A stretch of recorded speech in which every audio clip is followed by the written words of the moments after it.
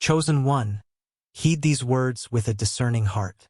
What I am about to reveal is not intended for indiscriminate ears. This message carries a profound urgency, a sacred weight, and is being delivered to you at precisely the divinely appointed moment. If you find yourself straying from the path illuminated by God, if your spirit is not attuned to His calling, you may experience a sense of unease as you listen. Heed that feeling, for it is a signal to withdraw. However, if you are among the truly chosen, if your very essence has been set apart by the divine hand, your continued presence here signifies a reason. This message has been released specifically for you, reaching you at the precise instant your soul has been prepared to receive it. Know that I bear both a critical warning and a potent instruction for you today. The season of waiting is drawing to a close. The season of concealment is nearing its end. Chosen one, the time has come for you to step forward and lead the 144,000. This call is not about the acquisition of titles or the pursuit of recognition. It is about embracing a divine responsibility, wielding spiritual authority, and exhibiting unwavering obedience to God's perfect timing. Deep within the chambers of your heart, a knowing already resides. You have felt the gentle stirring, sensed the building pressure. And by the time this message reaches its conclusion, many fragments of your life's puzzle will finally fall into place. Remain with me until the end, for what is about to be unveiled will bring solace to your mind and fortification to your spirit. Before we proceed further, chosen ones, I implore you to acknowledge this video with a gesture of affirmation. Show your support by liking the video, subscribing to this channel if you have not yet done so, activating the bell icon to receive future notifications, and sharing this vital message with other chosen ones who are destined to hear it. Furthermore, declare your alignment, your groundedness, and your readiness to stand in divine order by commenting 444 in the comments section below. Let us now delve into the true identity of the 144,000, uncovering the truth that lies beyond mere symbols. Chosen one, before you can effectively lead, you must first comprehend the nature of the calling to which you are being summoned. It is at this juncture that many individuals falter and lose their way. The number 144,000 has been the subject of countless discussions, debates, misunderstandings, and even misapplications. However, it was never God's intention for this number to become a source of confusion or fuel for the ego. The reality is far more subtle, far more profound, and far more demanding than most are prepared to accept. The 144,000 are not defined by lineage, religious affiliation, popularity, or even outward displays of spiritual prowess. Instead, they are defined by alignment with the divine, by obedience to God's will, and by the purity of their intentions. These are the souls who have resolutely chosen God, even when doing so meant sacrificing comfort, social connection, and the illusion of certainty. They are not flawless beings, but they are disciplined ones.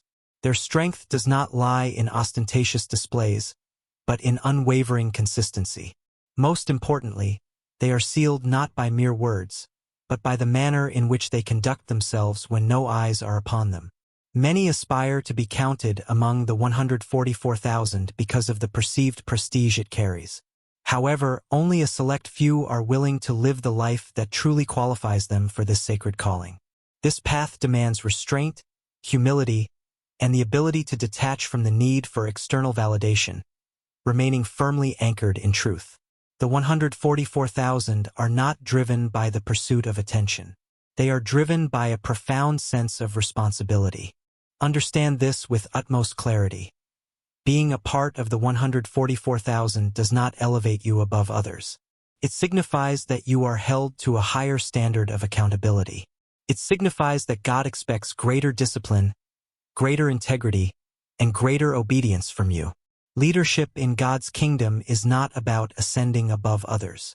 It is about descending into service. If your spirit does not resonate with this truth, then this calling will feel like a burdensome weight rather than an honorable privilege. The world teaches that leadership is synonymous with dominance. God teaches that leadership is synonymous with stewardship. The 144,000 are entrusted, not exalted. They are assigned, not celebrated. They are strategically positioned to carry light into places where others dare not tread. This is why their lives often feel more burdensome.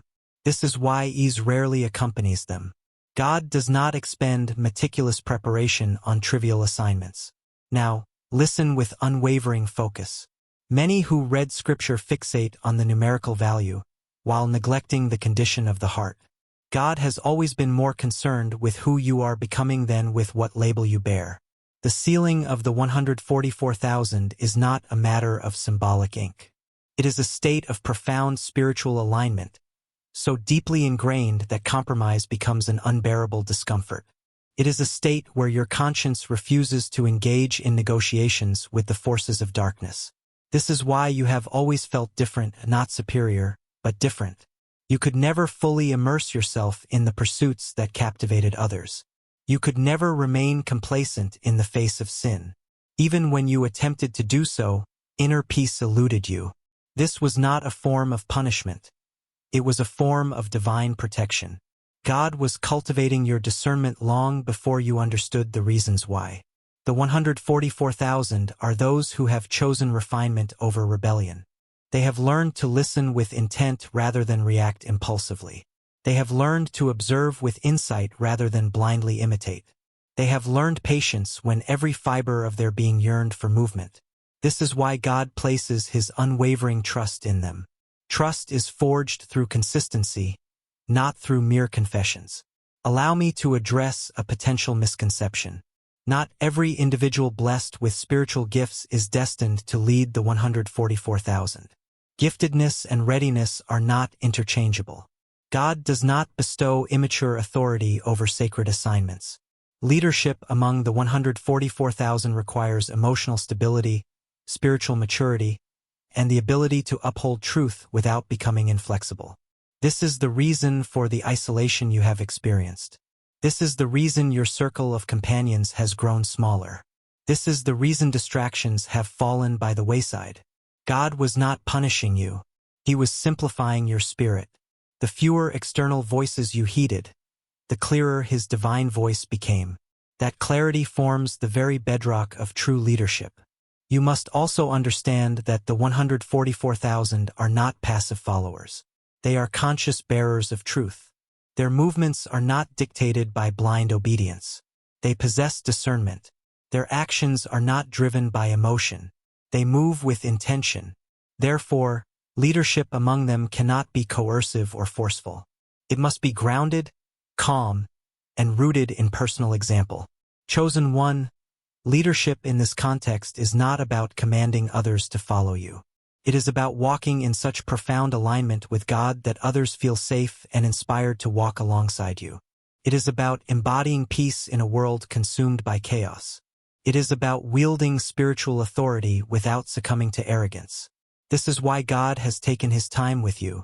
Many could not have endured the preparation you have undergone. They would have succumbed to bitterness. You, however, have grown deeper. They would have hardened. You have become softer yet stronger. This is the hallmark of the 144,000. Strength tempered with humility, conviction infused with compassion, and discipline interwoven with grace. Do not rush to apply labels to yourself. Allow your life to speak for itself. God never seals based on what we profess. He seals based on the consistent choices we make. And if you are still here, still listening, still seeking understanding rather than seeking attention, that alone reveals something profound about your spirit. You have not been drawn to this message by chance. Your soul recognizes truth even before your mind fully comprehends it. And now that you possess an understanding of what the 144,000 truly represent, you can begin to grasp why leadership in this sphere is not a privilege, but a sacred responsibility. In the next segment, I will elucidate why God prepared you for this role in silence, far from the clamor of applause, the support of others, and the comfort of familiarity. Because what He was building within you could not be rushed and could not be witnessed prematurely. Allow me to steady your heart at this moment. For some of you feel the weight of this understanding settling upon you. You are beginning to realize that this path is neither glamorous, nor easy, nor casual. However, do not allow that to discourage you. God never assigns a weight without also supplying the strength to bear it. What feels heavy now will become natural once you are fully aligned. The 144,000 are not sustained by external motivation. They are sustained by an inner conviction. When applause fades, they remain steadfast. When misunderstood, they remain anchored. When unseen, they remain faithful. This is why leadership among them demands emotional depth. You cannot effectively lead those who discern truth unless you yourself are deeply rooted in it. Here is something that many often overlook. The 144,000 do not need to be convinced of truth. They need to be reminded of it. Leadership in this context is not about correction. It is about resonance. When you speak, something deep within them remembers who they are. This is why God refined your voice. This is why He refined your silence. If you have ever wondered why superficial conversations left you feeling drained, why shallow connections felt empty, why noise disturbed your spirit, now you understand. Your soul was being trained for depth. And depth is a prerequisite for leading those who walk closely with God. This is not a coincidence. It is confirmation. Why you were prepared in silence. Chosen one, this is the moment when many emotions may surge to the surface. Because when you reflect upon your life's journey, one particular pattern becomes impossible to ignore. God did not prepare you amidst crowds. He prepared you in solitude. He did not train you in comfort. He trained you in separation. For a long time, you struggled to understand the reasons why. There were seasons when you felt hidden, seasons when your voice went unheard, seasons when your loyalty was repaid with betrayal, when your sincerity was met with misunderstanding, and when your obedience seemed to yield no visible reward. That silence was not absence. It was intention. God was performing a deep work within you that could not withstand the intrusion of distractions. Public preparation cultivates performance. Silent preparation cultivates character. And character is the very foundation of spiritual leadership. God will never entrust authority to someone whose inner world is unstable. Therefore, before He entrusted you with influence, He entrusted you with solitude. This is why certain people walked away from you. This is why relationships dissolved without explanation. This is why doors closed even when you were eminently qualified. God was not rejecting you. He was safeguarding what He was meticulously forming within you. Some individuals could not remain in your life because their presence would have interfered with the divine process. Others could not comprehend because they were never meant to. Silence stripped you bare. It stripped you of false identities. It stripped you of your dependence on external approval. It stripped you of the need to be understood by everyone. While it was undoubtedly painful, it also brought clarity. You learned to be comfortable in your own company. You learned to listen with intent. You learned to hear God's voice amidst the silence. This is where many would have succumbed to bitterness. But you chose a different path. You turned inward. You reflected. You questioned yourself rather than blaming the world. That act alone reveals profound spiritual maturity. God observed your responses when no one else was watching. He observed whether you would harden or soften. And you resolutely chose depth. The isolation you experienced was not loneliness in God's eyes. It was intimacy. While others were distracted by the clamor of the world, you were being taught discernment. While others were rushing towards visibility, you were being trained in patience. And patience is not passivity. It is disciplined trust. Let me speak directly to the pain you rarely discuss. The pain of being misunderstood by those you loved, the pain of being judged for your silence, the pain of carrying clarity while others accused you of aloofness. God allowed that pain to exist because leadership demands the ability to stand firm without needing to offer constant explanations. You were being taught not to defend yourself unnecessarily. You were being taught to allow truth to speak for itself over time. You were being taught that silence can often be more powerful than any argument. These are not accidental lessons. These are essential leadership tools. And yes, there were undoubtedly nights when you questioned God, nights when you wondered if you had been forgotten, nights when you asked why obedience felt so isolating. Those questions did not disqualify you. They refined you. God is not threatened by honest questioning. He is threatened by prideful certainty. You never ceased seeking him, even when you struggled to understand his ways. The silence also brought healing in ways that you may not have initially recognized. It compelled you to confront wounds that you had been avoiding. It brought unresolved emotions to the surface. It slowed you down enough to truly feel what you had been suppressing. And healing cannot occur at the frenetic pace of distraction. That is why God removed the external stimulation. That is why he reduced the size of your inner circle. That is why familiar comforts no longer satisfied you. He was recalibrating your nervous system. He was teaching your spirit to find solace and safety in him alone. Leaders who depend on others for stability will inevitably collapse under pressure. You needed to become internally anchored and not emotionally numb, but emotionally grounded. You needed to learn how to maintain steadiness even when circumstances were unstable. Silence teaches that lesson far more effectively than any sermon ever could. Some of you believe you have lost valuable time. You have not. You have gained immeasurable depth. While others were accumulating experiences, you were accumulating wisdom. While others were networking, you were honing your discernment.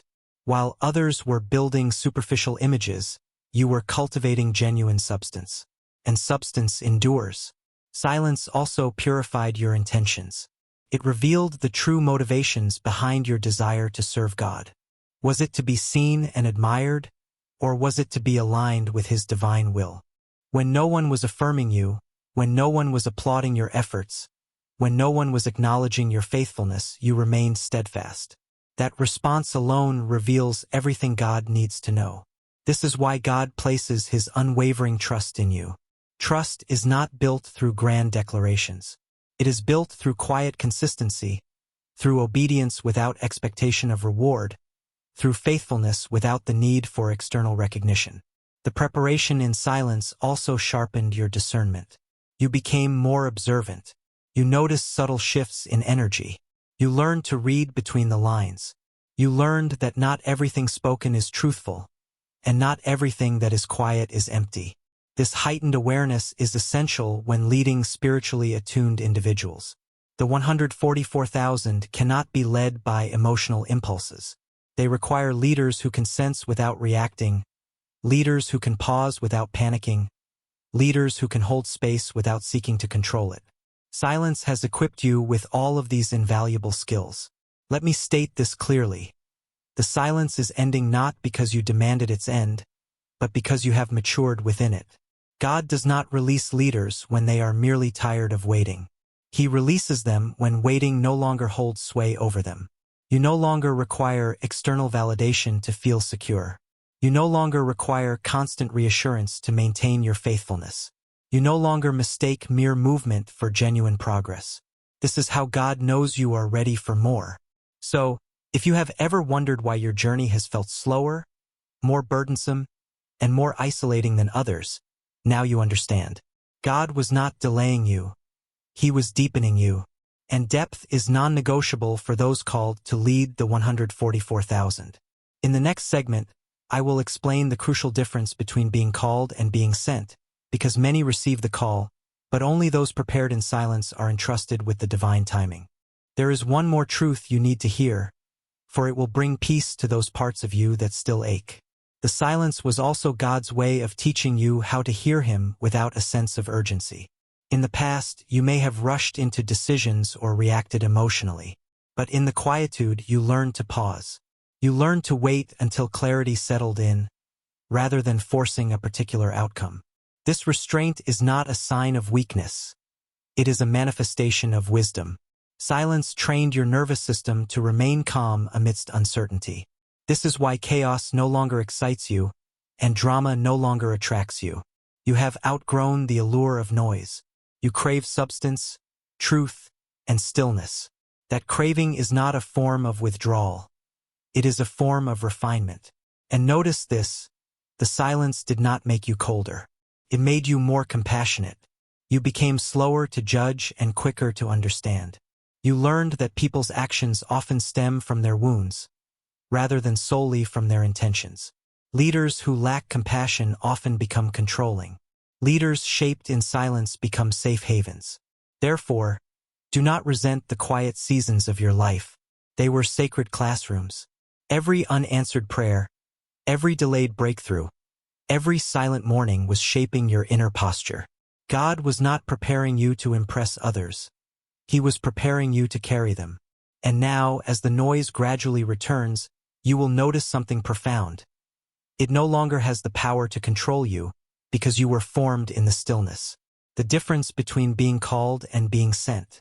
Chosen one, this is the moment when clarity will replace confusion. Many know that they are called by God, but few understand when they are truly sent.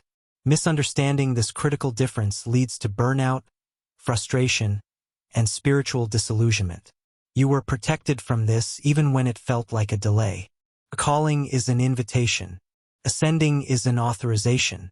God calls many hearts, but He sends only those who are ready to shoulder responsibility without losing their alignment with Him.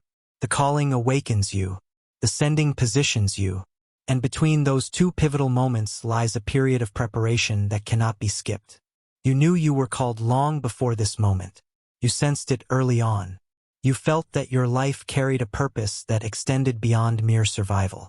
That awareness did not arise from ambition. It arose from recognition.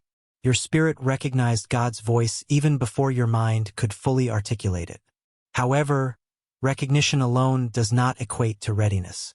This is why God slowed you down. When someone is sent too early, they rely on passion rather than wisdom. Passion burns brightly, but it burns quickly. Wisdom sustains. God was not attempting to extinguish your passion. He was teaching it discipline. Because undisciplined passion can create significant damage, even when fueled by good intentions. You may have wondered why opportunities appeared and then vanished, why doors opened but did not fully release. That was not confusion. It was calibration. God was testing your ability to handle anticipation, whether you would rush ahead impulsively or remain obediently in place, whether you would interpret mere movement as divine permission or wait patiently for clear instruction. Being called feels exciting. Being sent feels sobering. When God sends someone, He does not simply provide them with direction. He burdens them with weight. You begin to feel a profound sense of responsibility for others, not merely concern for yourself. You become slower to speak, slower to judge, and more keenly aware of the consequences of your actions. This is how you know that the sending is approaching. Another key difference is this: when you are only called, you still crave external validation. When you are sent, you seek alignment with God's will above all else. Applause loses its allure. Recognition feels secondary. Obedience becomes the paramount concern. You begin to measure success by the presence of inner peace, not by the acquisition of attention. This is why God waited until your identity was firmly stabilized. He did not want your sense of worth to be contingent upon external results. Leaders who lead for the sake of validation will often manipulate others, often without even realizing it. Leaders who lead from a place of alignment can be trusted implicitly. Let me share something of vital importance.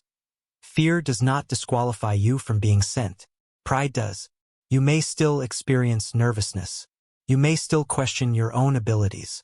This does not necessarily mean that you are unready. It may simply mean that you understand the weight of what you are stepping into. God never sends those who feel invincible. He sends those who feel utterly dependent on Him. You also need to understand that the sending does not always manifest in dramatic ways. Sometimes it appears as quiet consistency. Sometimes it looks like simply standing where you already are, but standing there differently. Sent leaders do not always move physical locations. They shift the atmosphere of the places they occupy. This is why your presence feels heavier now, why people open up to you without explanation, and why your words carry greater impact, even when you speak less frequently. This is not coincidence. It is authority settling upon you. When God sends, He also provides covering. You will notice that things begin to align without the need for forceful intervention. Resistance will still exist, but it will no longer overwhelm or confuse you. You are no longer reactive. You are responsive. That shift alone reveals that something fundamental has changed. Do not compare your sending to someone else's timeline. God sends according to individual capacity, not according to a spirit of competition. Some are sent publicly while others are sent privately. Both are equally important. Both are seen and valued by God.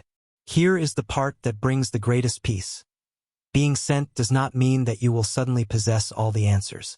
It means that you trust God enough to move forward step by step, trusting that clarity will unfold with obedience, not before it. You are not behind. You are not late. You are perfectly on time. The waiting did not disqualify you. It qualified you. And now, as the sending approaches, you may feel a quiet seriousness settling upon you. This is not heaviness. It is readiness. In the next segment, I will explain what it truly means to lead without force, because the leadership that God is bestowing upon you does not resemble the kind of leadership that the world celebrates. There is also a subtle shift that occurs as the sending draws near, and I want you to recognize it so that you do not resist it. You begin to feel less impulsive and more deliberate. Decisions take longer to make, not because you are uncertain, but because you are more keenly aware of the potential impact of your choices. You feel the weight of their consequences. You think beyond yourself. This awareness is not hesitation. It is responsibility awakening. When you are only called, you can afford to move quickly. When you are being sent, speed becomes secondary to precision. God is not rushing you because what you will carry requires accuracy. A sent leader understands that one careless word can undo months of carefully cultivated trust. One emotional reaction can confuse those who are watching. That is why God has slowed your speech and sharpened your listening skills. You may also notice that certain desires have fallen away, not because they were sinful in their essence, but simply because they were no longer necessary for the journey ahead. God, in His infinite wisdom, removes the excess baggage before He releases true authority. He simplifies your life, stripping away the unnecessary distractions so that your focus becomes laser-sharp, pure, and undivided. A sent leader doesn't have the luxury of divided attention. Their gaze must be fixed on the path He has laid out. Another unmistakable sign of being sent is this: you stop striving to prove your calling to anyone. The incessant need to explain yourself, to justify your actions, simply fades away. You stop needing others to validate you, to agree with your every step. This isn't born of pride or arrogance, but out of a deep-seated peace that settles within your soul. You realize with a profound certainty that external validation is no longer required when the instruction from above is crystal clear. That quiet confidence that now emanates from you is not arrogance masking insecurity, but a complete and utter surrender to the divine will. And finally, understand this crucial point. Being sent does not mean you will never pause, never experience stillness again. God sends in seasons, in rhythmic waves of activity and rest. He advances, then stabilizes. He moves, then grounds. Do not, therefore, interpret future periods of stillness, of apparent inactivity, as regression or failure. Even the most seasoned and experienced sent leaders must return to silence, to a place of deep introspection, for recalibration. It is in these moments of quiet communion that they reconnect with the source of their strength and realign themselves with His purpose. So, if you find yourself feeling both calm and serious at the same time, if you feel less rushed and frantic, but more focused and determined, if your prayers have become simpler in their articulation, yet far deeper in their resonance, do not be confused. Do not mistake this for uncertainty. That is alignment. The call has matured, deepened, and taken root within you. The sending is unfolding, layer by layer, and you are responding exactly as you should, in perfect harmony with His plan. This is what it truly means to lead without force, to be a chosen one. This is where God's way of leadership diverges completely from the world's model. Because what you are being prepared for, the weight you are being asked to carry, cannot be sustained by pressure, control, or dominance. The leadership you are stepping into, the mantle you are about to receive, is one of quiet strength, unwavering steadiness, and deeply rooted conviction. And if you attempt to lead with force, with coercion or manipulation, you will quickly exhaust yourself, deplete your spiritual reserves, and ultimately confuse those you are meant to guide. God never leads through fear or intimidation. He leads through truth, through unwavering honesty and integrity. And truth, by its very nature, does not need to shout or demand attention. It resonates with a quiet authority that cannot be denied. Too many people associate leadership with an external authority that demands unquestioning obedience. But true spiritual leadership invites alignment, fosters connection, and inspires willing participation. It does not coerce, it does not manipulate, and it does not rush the process. Leading the 144,000 requires a presence that is grounded enough to be trusted implicitly, yet not so intense as to intimidate or overwhelm. You have already been learning this valuable lesson, perhaps even without fully realizing it. Think about how your approach to people has subtly shifted over time. You no longer feel the burning need to convince them of your point of view. You no longer engage in heated arguments simply to be understood. You speak only when it truly matters, when your words carry weight and purpose. And you remain silent, intentionally, when words would only dilute the purity of truth. That, in its essence, is leadership without force. Force comes from a place of deep insecurity, from a lack of inner confidence. Control springs from a fear of losing influence, of losing one's grip on the situation. God removes both of these crippling tendencies before he releases true authority, before he entrusts you with a greater responsibility. That is why he has gently healed your need to always be right, to always have the last word. That is why he has gradually weakened your attachment to specific outcomes, your desire to control every aspect of the process. Leaders who are obsessed with controlling outcomes cannot effectively steward people, cannot nurture their growth and development. The kind of leadership God gives you works primarily through example, through the power of quiet demonstration. Your consistent actions speak far louder than any carefully crafted instruction. Your inner peace teaches more than your eloquent words ever could. People are not drawn to your certainty, to your unwavering conviction. They are drawn, instead, to your stability, to your groundedness, to your unwavering presence. In an unstable world, where everything seems to be in constant flux, stability is a rare and precious commodity, and rare things carry immense value. Leading without force also entails a deep understanding of boundaries, both your own and those of others. Not everyone needs unlimited access to you, to your time and energy. Not every question deserves an immediate answer, and not every opportunity requires an enthusiastic yes. Boundaries are not walls erected to keep people out. They are carefully constructed frameworks designed to protect clarity, to preserve your focus, and to ensure your long-term sustainability. God taught you the importance of boundaries in the silence, in those moments of quiet introspection, so that you would not confuse compassion with self-betrayal, so that you would not sacrifice your own well-being in the name of helping others. This is critically important, so listen carefully. You cannot effectively lead spiritually aware people by overpowering them emotionally, by manipulating their feelings. The 144,000 discern energy before they process words. They sense intention long before they grasp instruction. If your inner world is restless, filled with anxiety or unresolved conflict, they will feel it, even if you try to mask it. But if your spirit is grounded, rooted in truth and peace, they will trust it implicitly, even if they don't fully understand it.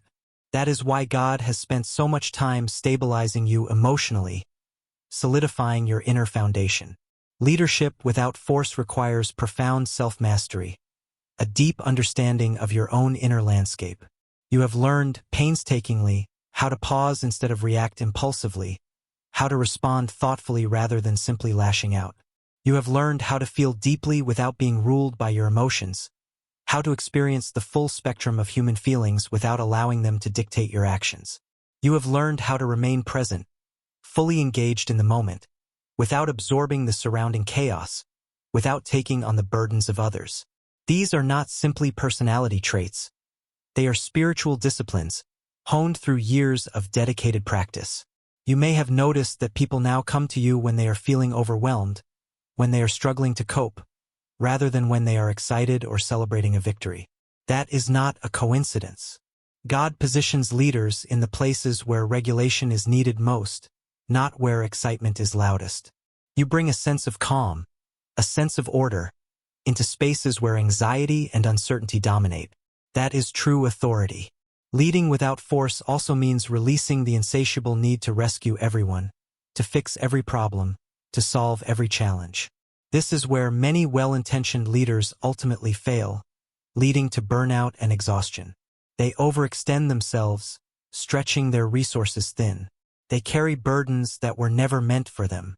They intervene in situations where God is still actively working, disrupting his divine plan. But you have learned restraint, the power of holding back. You have learned to trust in God's perfect timing in the lives of others, knowing that he is ultimately in control. That restraint protects both you and them, preserving your energy and allowing them to grow and learn in their own way. Leadership does not mean fixing people. It means holding space for them, creating a safe and supportive environment while God does the transforming, while he guides them on their own individual journey. And that requires humility, a recognition of your own limitations.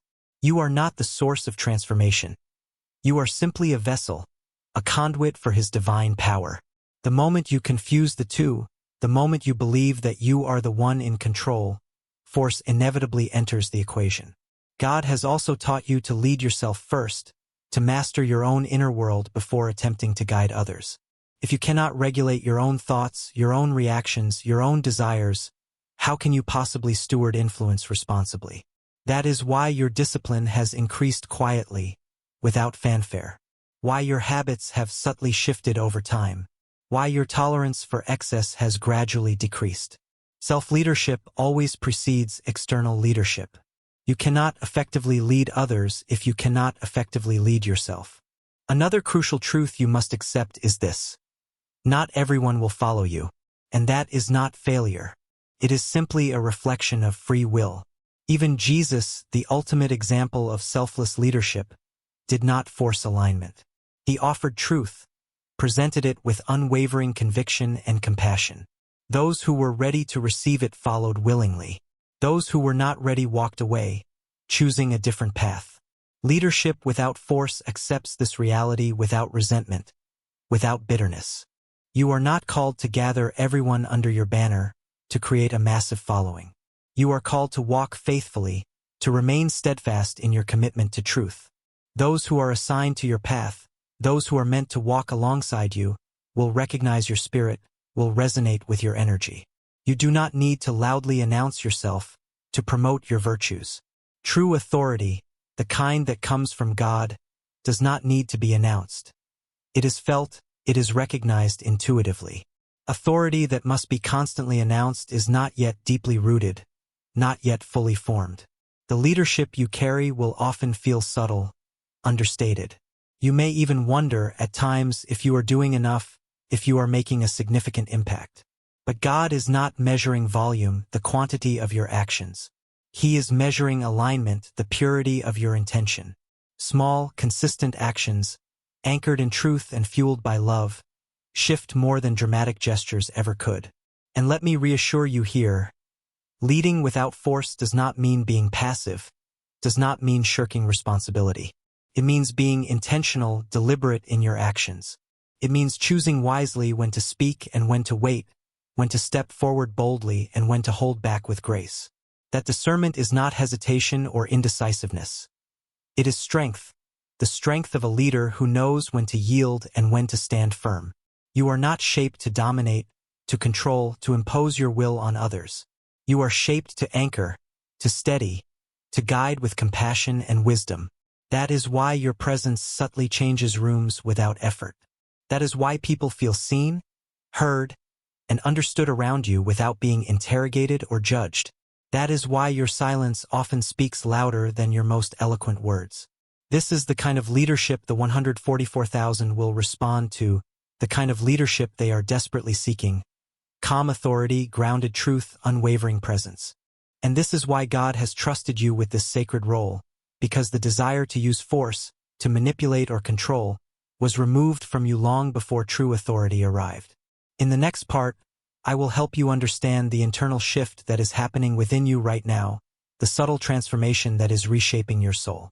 Because leadership begins internally, in the depths of your being, before it ever becomes visible in the external world. There is another layer to leading without force that you must embody, a deeper understanding that you must integrate into your very being. And it is patience with process, unwavering patience not just with your own process of growth and development, but with the process of others as well. You have learned, through hard-won experience, that growth cannot be rushed without causing damage, without creating lasting wounds.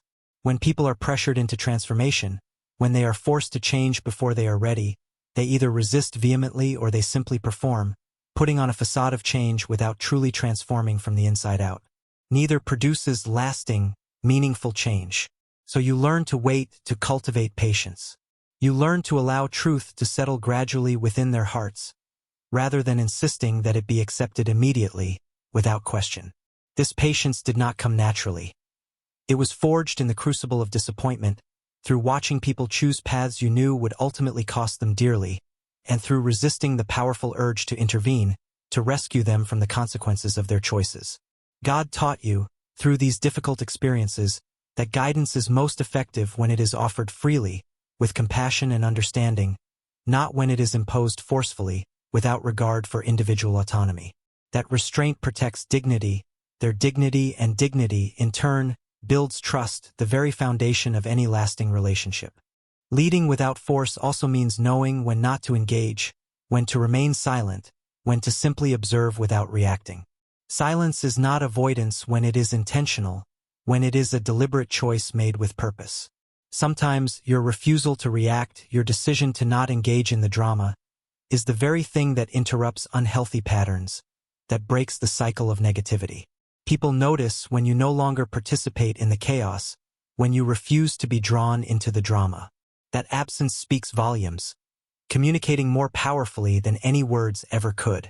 You are also learning how to carry authority without emotional charge, how to wield influence without being driven by personal feelings. Your words no longer come from a place of frustration or urgency, no longer fueled by anger or impatience. They come from a place of profound clarity, from a deep understanding of the situation. And clarity in itself has weight, an inherent authority that cannot be denied. When you speak calmly about something serious, when you address a challenging situation with grace and composure, people listen differently. They feel the truth of what you are saying, rather than resisting it emotionally. This is why God has so carefully refined your emotional responses, tempering your reactions and smoothing out your rough edges. You no longer need to escalate the energy in a room, to raise your voice or assert your dominance, in order to be heard. You trust truth to stand on its own merits, to resonate with those who are ready to receive it. That trust is evidence of maturity, of a deep-seated confidence in the power of truth itself. And finally, understand this crucial principle. Leading without force does not mean you will never confront difficult situations, does not mean you will never challenge harmful behavior. It simply means that when you do confront, when you do speak truth to power, it will be clean, devoid of hidden agendas, free from emotional residue. Just truth, delivered with unwavering steadiness and unwavering compassion. That kind of confrontation heals rather than wounds, builds up rather than tears down. You are not trained to overpower, to dominate, to crush the spirit of others. You were trained to steady, to provide a firm foundation, to guide with wisdom and compassion. And steadiness, in these uncertain times, is the highest form of leadership. The internal shift that is happening within you right now, chosen one, is profound and transformative. This part requires absolute honesty, a willingness to examine your own heart with courage and vulnerability. Because what you are experiencing right now may feel unfamiliar, even unsettling if you don't fully understand it. Something deep inside you is shifting, not loudly, not dramatically, but profoundly. And if you don't name it correctly, if you misinterpret its true nature, you might mistakenly perceive alignment as anxiety and readiness as restlessness. What you are feeling is not confusion. It is recalibration, a subtle but significant realignment with your divine purpose. You may have noticed that your tolerance for certain things has dramatically changed. Conversations that once entertained you, that once stimulated your mind, now feel empty and superficial, lacking in substance. Environments that once energized you, that once filled you with excitement, now feel draining and depleting, sucking the life out of you. Even goals you once chased with relentless determination no longer hold the same appeal, no longer ignite the same passion within you. This is not a loss of passion, not a sign that you are losing your drive. This is a refinement of focus, a narrowing of your attention. God is gently guiding you to streamline your life, to redirect your energy so that it stops leaking into areas that no longer serve your divine assignment, areas that are no longer aligned with your true purpose.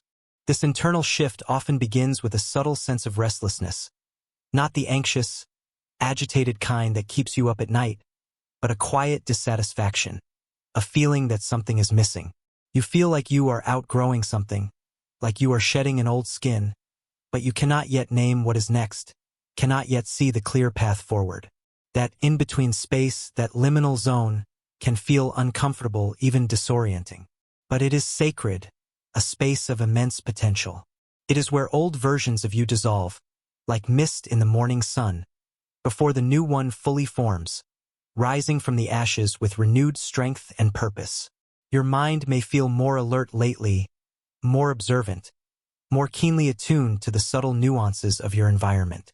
You notice patterns more quickly, connecting seemingly disparate dots with effortless ease.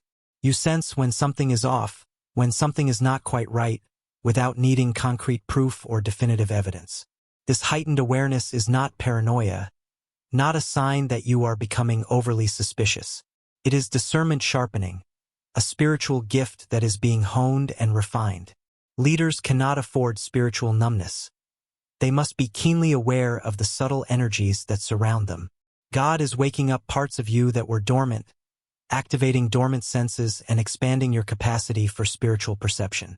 Emotionally, you may experience waves, alternating moments of profound calm followed by moments of inexplicable heaviness, moments of deep peace punctuated by unexpected sadness. This does not mean you are unstable, that you are regressing emotionally. It means that your inner world is reorganizing, undergoing a profound transformation. Old emotional responses, patterns of behavior that have defined you for years, are losing their grip, loosening their hold on your heart. New ones are not fully anchored yet, still finding their footing in this new emotional landscape. Give yourself grace here. Extend compassion to your own heart.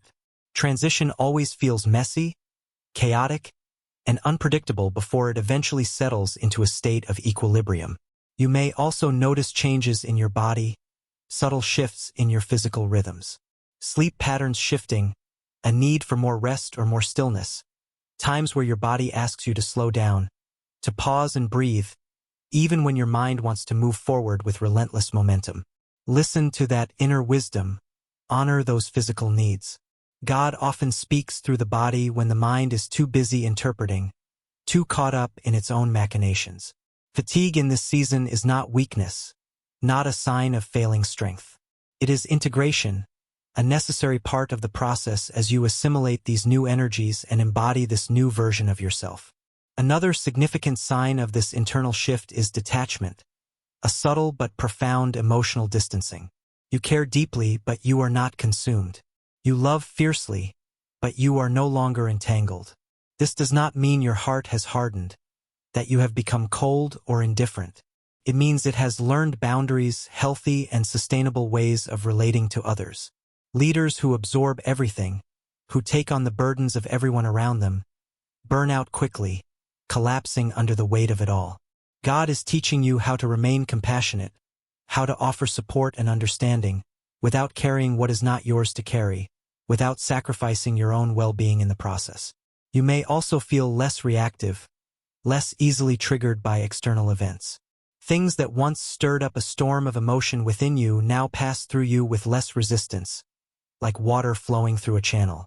Or, even when you do react, when you do find yourself feeling triggered, you recover faster, regaining your equilibrium with greater ease. That is not emotional suppression, not a sign that you are stuffing down your feelings. That is regulation, the ability to manage your emotional responses in a healthy and sustainable way. And regulation is essential for effective leadership. You cannot steady others if you are constantly thrown off balance, if you are easily swayed by external forces. Pay close attention to your prayers. They are a powerful indicator of your inner state. They may have become simpler, less dramatic, more honest, stripped of flowery language and grandiose requests. You may find yourself asking for clarity instead of specific outcomes, for guidance and direction rather than demanding certain results. You may find yourself asking for strength instead of escape, for the resilience to endure challenging circumstances rather than praying for an easy way out.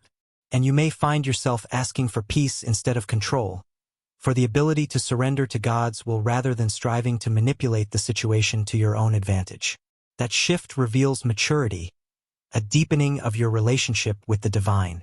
God listens closely to simple prayers, spoken from a place of alignment and authenticity.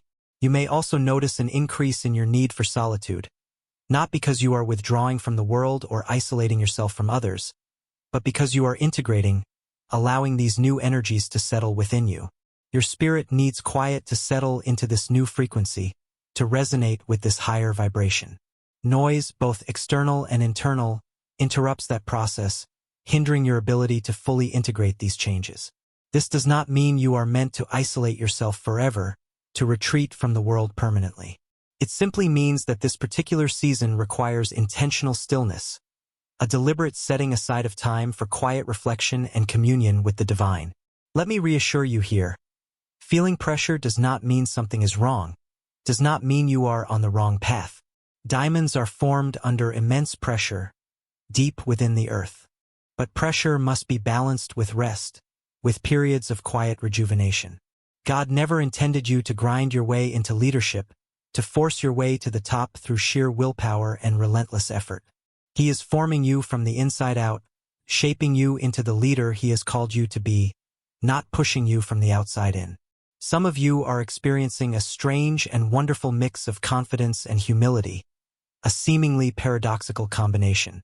You feel more secure in who you are, more grounded in your own identity, yet more aware of your dependence on God, more reliant on His strength and guidance. That paradox is a sure sign of true readiness, a clear indication that you are on the right path. Arrogance disappears, replaced by a quiet confidence that emanates from within. Self-doubt loses its grip, its power to paralyze you with fear and insecurity.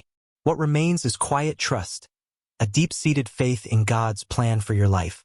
You may also find that you are less interested in explaining yourself, less concerned with justifying your actions or convincing others of your intentions. You no longer feel the need to defend your choices or to seek external validation. That does not mean you have stopped caring about what others think. It means you trust God to interpret your life for you, to reveal your true intentions to those who are meant to understand. Leaders who explain themselves too much dilute their authority, weakening their message and creating confusion. This internal shift also affects how you perceive time, how you experience the flow of events. You are less rushed, less frantic, no longer driven by a sense of urgency. You understand that alignment matters more than speed, that being in harmony with God's will is more important than achieving immediate results. When you move too fast, when you try to force things to happen before their time, you outrun wisdom, leaving discernment and understanding far behind. God is teaching you to move when prompted, when you feel His gentle nudge, not when pressured by external forces or driven by your own ambition. If you feel a pull toward responsibility, a desire to serve others, but not towards the spotlight, not towards seeking attention or recognition, that is an important sign. God is aligning your desires with your assignment, harmonizing your inner longings with His divine purpose. You want impact, not attention. You seek substance, not image. That desire was cultivated intentionally, nurtured within you over time. And let me say this gently, with compassion and understanding. This internal shift may create distance between you and people who are still attached to old versions of you, people who knew you in the past and are struggling to accept the changes they see. They may not recognize you anymore, may not understand the path you are now walking. That is painful both for you and for them, but it is often temporary. You are not abandoning them. You are evolving, growing into the person God has called you to be. And not everyone can walk with you into the next season of your life. Do not resist this process. Do not fight against the inevitable. Do not rush it, trying to force relationships to fit into a new mold. Do not label it negatively. as a loss or a failure. God is stabilizing you at a deeper level, strengthening your foundation and preparing you for what is to come. What feels unfamiliar now, what seems strange and unsettling, will soon feel natural, like coming home to yourself after a long journey. And when that happens, when you finally settle into this new version of yourself, you will realize that leadership did not suddenly arrive, like a gift from some external source. It settled gradually and organically, as you aligned yourself with truth and surrendered to His divine will. In the next part, we will talk about the weighty responsibility of the chosen leader, the sacred duties that come with this calling. Because authority without responsibility becomes distortion, a dangerous tool that can be easily misused. And this is why God is so careful about who He entrusts with leadership, why He takes so much time preparing them for the task ahead. What you are stepping into is not symbolic, not a mere title or position. It is lived, embodied in every action, every thought, every word. It is carried daily, quietly and consistently, without fanfare or self-promotion. The first and most fundamental responsibility of the chosen leader is accountability to God, not to people. When your primary reference point becomes human approval, when you seek validation from others above all else, your decisions will inevitably drift, swayed by the winds of public opinion. But when your reference point remains God's instruction, when you stay firmly rooted in His word, clarity stays intact, unmarred by the shifting sands of popular sentiment, even when opinions shift and swirl around you like a storm. This is why God taught you how to stand alone before allowing you to stand before others, why He cultivated a deep sense of self-reliance within you. Leadership in God's order demands integrity in private, unwavering honesty even when no one is watching. What you tolerate when no one sees you, the compromises you make in secret, will eventually shape what others experience through you, tainting your influence and diminishing your authority. That truth is not meant to intimidate you, to fill you with fear or anxiety. It is meant to ground you, to keep you humble and focused on the true source of your strength.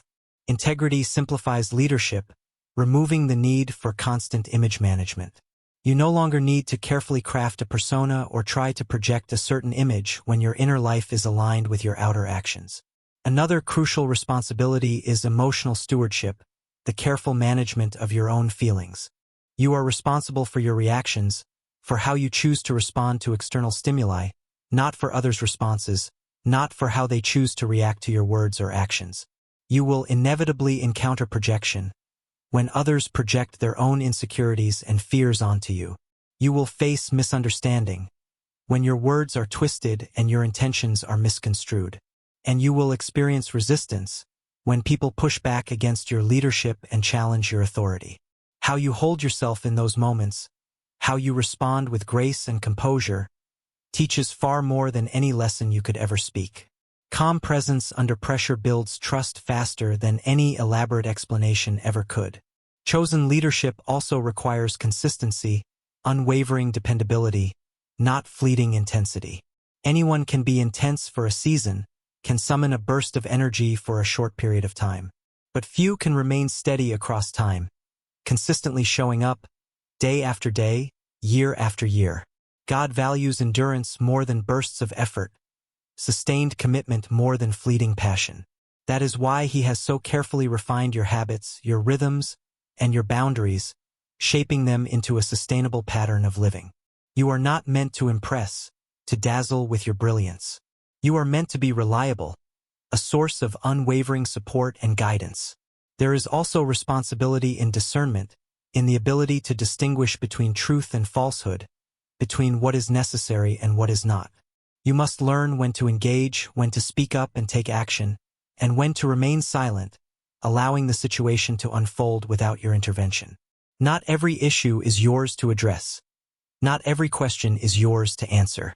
Over-involvement weakens authority, diluting your focus and exhausting your resources. Discernment protects it, preserving your energy for the tasks that truly matter. God does not expect you to carry everything, to solve every problem. He expects you to carry what is assigned to you, to steward the responsibilities He has specifically entrusted to your care.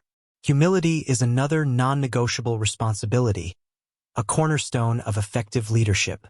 The moment leadership becomes about identity, about ego gratification instead of service, it begins to erode, crumbling from the inside out. You are not the source of wisdom. You are a steward of it, a caretaker of knowledge that has been entrusted to you. Staying teachable, remaining open to learning and growing, keeps authority clean, preventing it from becoming corrupted by pride. Pride makes leaders brittle, rigid, and inflexible. Humility keeps them grounded, connected to their source of strength and wisdom. You are also responsible for how you handle influence, for the way you wield the power that has been given to you. People will listen to you. They will trust you. They will seek your guidance. That trust is sacred, a precious gift that must be handled with utmost care. It must never be used to control, manipulate, or elevate yourself at the expense of others. God watches closely how leaders handle power, especially subtle power, the kind that operates beneath the surface. Your restraint, your willingness to hold back, is just as important as your action, as your willingness to step forward boldly. Another essential responsibility is self-care, though many misunderstand this, viewing it as selfish or self-indulgent. Rest is not withdrawal, not a sign of weakness. It is maintenance, a necessary component of sustainable leadership. Burned-out leaders make reactive decisions, driven by fatigue and desperation rather than wisdom and clarity. God does not reward exhaustion, does not glorify those who push themselves to the point of collapse. He honors obedience, faithfulness, and a commitment to sustainable service. You are responsible for protecting your capacity, for preserving your energy so that you can serve sustainably, without depleting your resources or sacrificing your well-being. There will be moments when leadership feels lonely again, when you experience a sense of isolation. Not like before, when loneliness was a sign of disconnecting. It's not a reason to stop. It is a signal to trust deeper, to delve into the wellspring of your intuition and connect with the divine guidance that resides within. That feeling of isolation isn't a wall, but a doorway, beckoning you to a deeper understanding of yourself and your purpose. You are not being asked to perform, to put on a show for anyone's approval.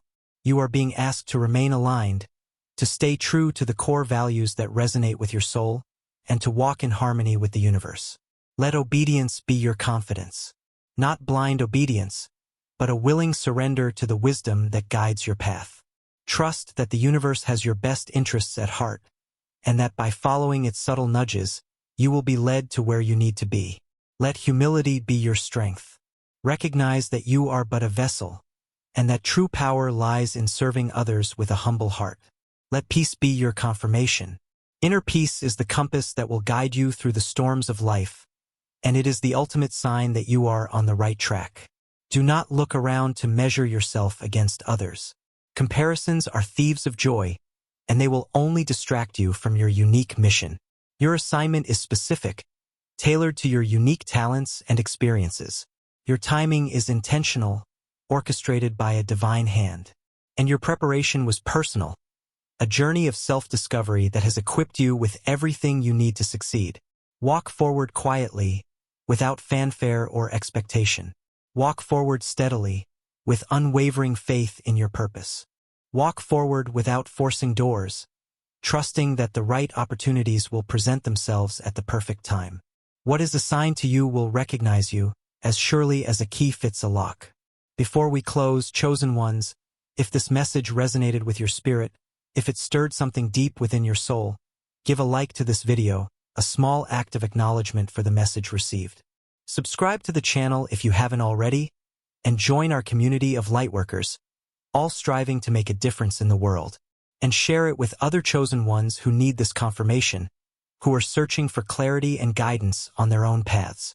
And once again, comment 444 in the comments as a declaration that you are grounded, aligned, and ready to lead in divine order. The number 444 is a sign from the angels that you are on the right path, that you are surrounded by love and support, and that everything is unfolding as it should. Let it be a reminder of your connection to the divine, and a source of strength and courage as you move forward. Remain steady, even when the ground beneath you feels shaky. Remain faithful, even when doubts creep into your mind. God is with you, always and forever. You are not alone. You are loved. And you are destined for greatness.